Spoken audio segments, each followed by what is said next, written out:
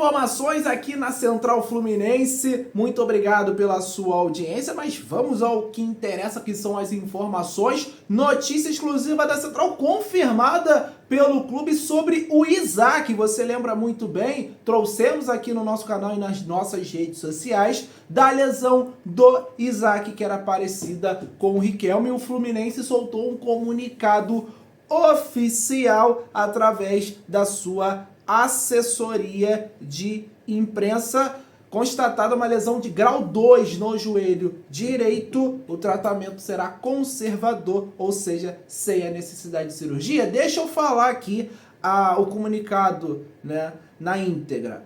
Abre aspas. O jogador Isaac foi submetido a exames de imagem e teve constatado uma lesão de grau 2 do ligamento colateral medial do joelho direito. O atleta já iniciou o tratamento no CT Carlos Castilho e tem previsão de retorno aos treinamentos entre 6 a 8 semanas. Ele tinha deixado o campo no último jogo do Sub-20 com dores no joelho e após esse exame de imagem foi constatada essa lesão de grau 2 do ligamento colateral medial do joelho direito. Foi a partida contra o Internacional no Brasileirão Sub-20 na última quarta-feira em que o Isaac teve essa lesão. Então, cara, uma lesão bem parecida aí com a do Riquelme, né? Que foi num treino do Fluminense, um trauma, né? Sempre eu via a galera comentando, mas pô, a molecada não tá bem preparada fisicamente. Mas, cara, trauma isso aí vai ter toda hora no futebol. Quando é uma lesão muscular, a gente até pode, né, questionar o trabalho, preparação, quando tem muita lesão muscular. Agora, trauma, cara, no joelho, nas articulações, é algo, o choque é do jogo, né, do treino. Isso aí ele vai ter no dia a dia dele. Então, cara, lesão por trauma não dá pra gente ficar colocando na conta, né, do departamento médico ou ficar questionando, porque é uma questão realmente ali do esporte, né, da rotina diária do jogador. Boa recuperação ao Isaac. Comentei algumas vezes que é um jogador que tem muita qualidade, é um jogador que pode crescer muito, pode evoluir muito. Nesse primeiro momento, sentiu um pouco o profissional, muito mais do que o Riquelme. O Riquelme já deu um retorno maior, pelo menos nesse primeiro momento. É um jogador muito jovem e pode nos dar muito retorno técnico e financeiro lá na frente, lá no futuro. Então vamos trabalhar com ele com calma, que tenha uma boa recuperação e consiga voltar apto a ajudar o Fluminense. Valeu! A próxima notícia que eu quero falar aqui é sobre a disputa da lateral direita entre Guga e Samuel Xavier. Tem rodada do Campeonato Brasileiro na semana que vem, tá, gente? O Brasileirão vai começar no próximo final de semana. O Fluminense vai enfrentar o Fortaleza fora de casa.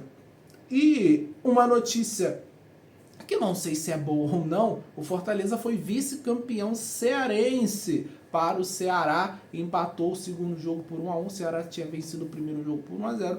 E foi o campeão. Então Fortaleza vem também de um vice-campeonato, assim como o Fluminense aqui no Rio de Janeiro. Então fica aí essa informação para a próxima semana. O Fortaleza não vem tão em alta assim depois de perder o título cearense. Agora, voltando para a informação da disputa, eu costumo falar que essa disputa da lateral direita do Fluminense é nivelada por baixo, né? Tanto o Guga, tanto o Samuel Xavier já não entram no meu agrado há bastante tempo. E eu vou trazer os números dele aqui, do SofaScore, mas é uma matéria do Globo Esporte, né, falando que essa disputa segue aberta. Tem estreia do Campeonato Brasileiro na semana que vem, e aí a gente ainda não sabe quem será o titular. O Guga foi o titular no primeiro jogo da final. Na volta, o Samuel Xavier foi o titular. Então o Mano Menezes ainda tem essa dúvida de quem é de fato o titular com a camisa do Fluminense. Então, olha os números aí de Guga e Samuel Xavier. A comparação dos jogos: 9 do Guga, 10 do Samuel Xavier. Como titular, 8 do Guga, 7 do Samuel Xavier. Minutos: 700 do Guga e 600 do Samuel Xavier. Então o Guga jogou mais na temporada. O Samuel Xavier fez um gol e o Guga não. Assistência 0-0. Mais desarmes para o Guga, mais interceptações para o Guga.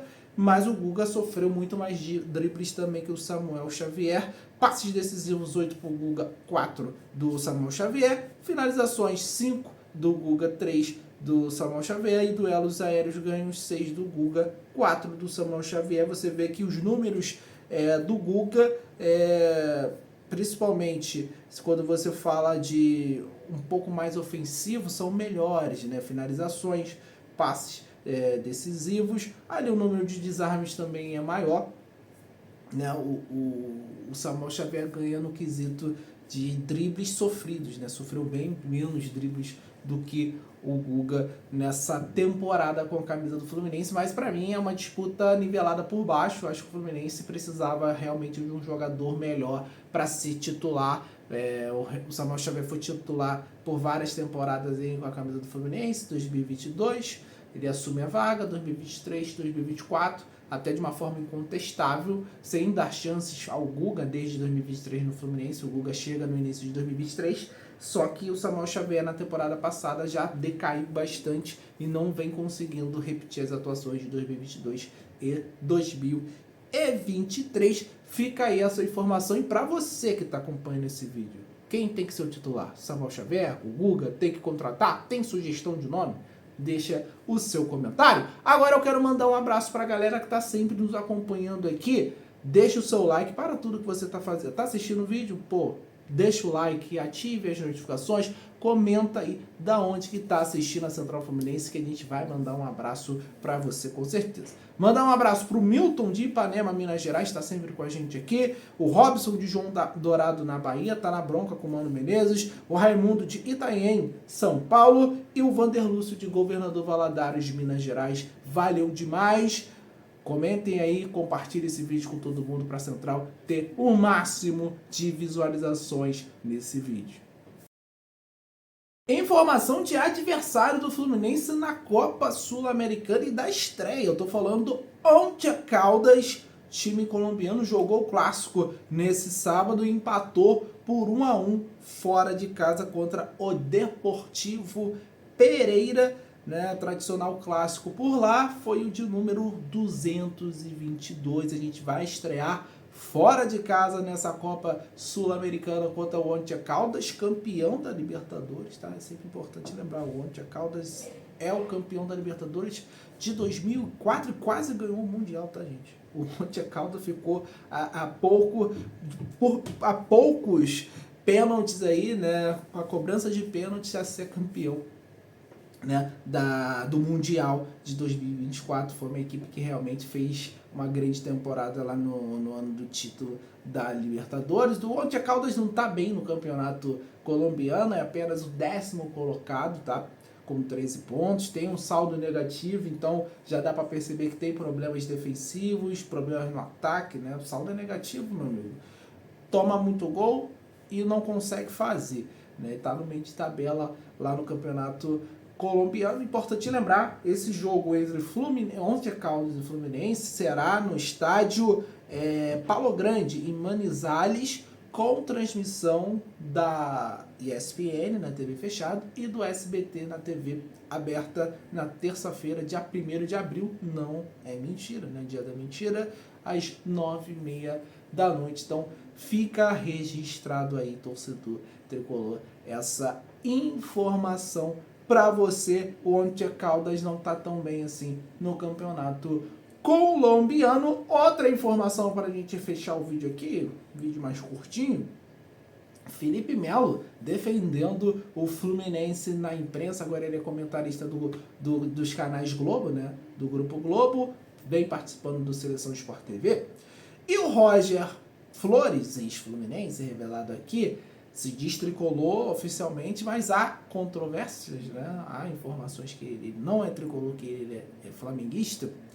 Ele comentou sobre a qualidade do John Arias, só que ele chegou num argumento de que o Arias, infelizmente, não jogaria num clube grande europeu. E o Felipe Melo, sempre muito sucinto nas suas palavras, rebateu, né, de leve o comentarista da Globo. Vou botar na tela aí, eu quero saber depois a opinião de vocês nos comentários. Vamos lá. Já falou sobre isso no programa, né, Roger? Eu sou muito fã dele. Porque se você olhar ele fisicamente, ele é todo erradinho, né? A perninha é curta, aí ele corre com os braços que... Ele não faz um movimento...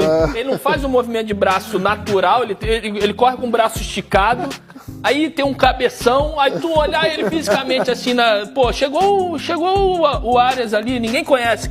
Mas o que ele joga, o que ele tem entendimento tático, o que ele tem de força física, o que ele tem de qualidade técnica, ele consegue colocar tudo isso a favor do time dele, da seleção dele. Tá chovendo, ele joga muito. Tá sol queimando, ele joga muito. Pela direita, pela esquerda, pelo meio. Tá tomando porrada, ele joga muito. Precisou dar porrada, ele dá porrada. Ele joga qualquer jogo, meu irmão. Na altitude ele joga. A única lamentação que eu tenho é que esse moleque não vai jogar num grande time na Europa. Eu não sei se os gigantes europeus vão ter apetite pra nossa sorte. Pra nossa sorte. A maturação dele veio depois, né? O Felipe deve lembrar desse Ele joga caso. no Fluminense. Então tá aí o Felipe Melo sucinto falando, né, que o Arias já joga no Fluminense, já joga num clube grande, ele não precisa ir para um grande europeu para ser notado, ele já joga no Fluminense, isso já basta. O Fluminense é um clube gigante internacionalmente e tem muita gente aqui no Brasil que acha que para o cara ser bom de fato ele tem que jogar na Europa, ele tem que jogar num grande clube europeu. Cara, o cara joga no Fluminense, uma das maiores instituições desse mundo, maior clube do Brasil, um dos maiores da América. Cara, ele joga no Fluminense, John Arias. Ele não precisa ir lá para fora para ele ser bom, para ele ser reconhecido. Ele já joga aqui, ele alcançou o status que tem. Para mim, o John Arias hoje é o melhor jogador em atividades da América do Sul. Ele atingiu esse status no Fluminense, ele chegou à seleção no Fluminense, ele despertou interesse mundial em cima dele, jogando com a camisa do Fluminense. Então, cara, o Fluminense o Arias não precisa ir para um clube grande europeu para ser notado, para ele ser valorizado. Ele já é muito valorizado aqui no Fluminense. Uma boa esse comentário do Felipe Melo, e ele tem falado verdades sobre o Fluminense, criticou bastante a postura do Fluminense, né, de uma forma tentando desviar de uma polêmica com o Mano Menezes, mas ficou muito claro que não tem ideias de jogo. Mano Menezes é uma ideia do passado, né? Deu a entender que o Mano Menezes é ultrapassado, elogiou muito o Felipe Luiz, né, depois das finais do Campeonato Carioca. Cara, e aí a gente precisa comentar aqui, como que um treinador que tem 6 meses como profissional, um treinador profissional de fato, ele consegue trazer mais ideias do que um técnico que tá, sei lá, o que eu tenho de idade o Mano Menezes deve ter de futebol. Então, assim, fica a reflexão pra gente aí, que tá com um técnico da escola gaúcha, aquela coisa antiga, né? Um técnico que prioriza a defesa para depois sair pro ataque. E a gente viu que fez falta, né? Ter ideias de jogo nas finais do Campeonato Carioca. Faltou um pouquinho de ofensividade para o Fluminense, ideias, uma filosofia mais moderna. Mas a diretoria do Fluminense parece que está gostando. Mano Menezes segue firme e forte no cargo, trocou o preparador físico, montou esse elenco que temos. Vamos ver no que vai dar no final do ano. Muito obrigado pela sua audiência. Deixe seu comentário sobre as informações. Um abraço, saudações tricolores, bom domingo. Valeu.